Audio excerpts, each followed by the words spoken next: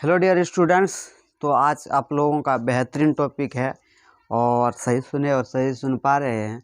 तो आज है मेरा बाइनरी नंबर, द्विआधारी संख्या, इसको अंकन पद्धति भी कहते हैं। लेकिन स्टूडेंट्स इसमें प्रॉब्लम ये है कि जो हमारा कंप्यूटर है वो 0 और 1 ही को समझता है, दूसरे को कुछ जानता ही नहीं है। 0 और 1 को समझता है, लेकिन ये क्लास 8 में है, इधर हमारे बिहार बोर्ड के क्लास 8 में है। लेकिन ये मॉडर्न फिजिक्स क्लास 12 में, मॉडर्न फिजिक्स क्लास 12 में आपका साइंस में है द्विआधारी संख्या, डेसिमल नंबर और बाइनरी नंबर। तो वहाँ पढ़िएगा मॉडर्न फिजिक्स क्लास 12 में। तो यहीं से थोड़ा सा क्लियर कर दें, तो कि वहाँ आप जाइएगा तो आपको आसान होगा। मॉडर्न फिजिक्स क्लास 12 और यहाँ हम लोग पढ़े हैं क्लास 7 क्लास 8 में, बिहार बोर्ड की क्लास 8 में। तो लिखा गया 25 को द्विआधारी संख्या में लिखें, द्विआधारी संख्या में लिखें, चेंज करें, कन्वर्ट करें, ठीक है, एक ही बात है। तो यहाँ सॉल्यूशन किए, जस्ट फॉर एग्जांपल लिए यहाँ 25 ये वाला। तो आप फैक्टर बहुत दिनों से सीख रहे हैं, आप इधर एक लाइन ले लेना है, यहाँ 25 ले लेना है, यहाँ 2 से लगाए तो रिमाइंडर जो शेष बची उसको यहाँ लिखना है। इसका लगाए 2 बार में हो गया 12, से मेरा 1 बच गया, रिमाइंडर लिख दिए।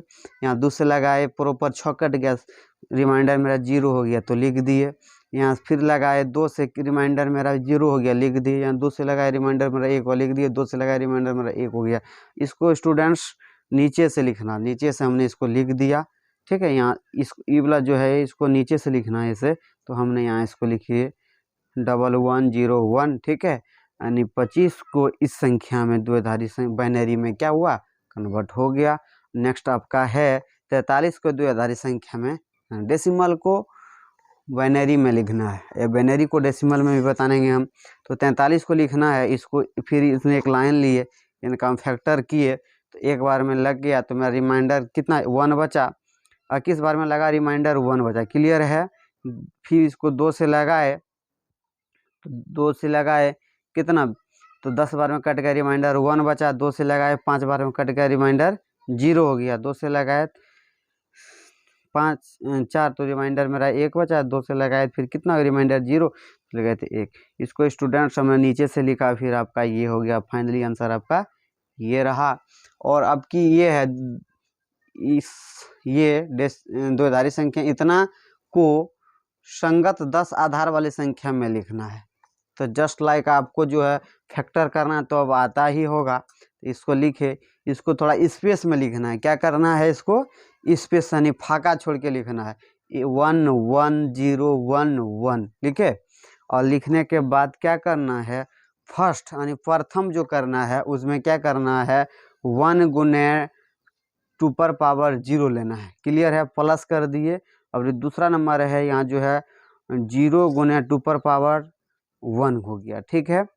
प्लस 0 गुने 2 पर पावर 2, जैसे जैसे नंबर बढ़ते जाएगा उसे से पावर को करते जाना। प्लस 1 जो नीचे वाला बेस को वही रहेगा, ठीक है, सिर्फ पावर में ये हमको लॉजिक लगाना है।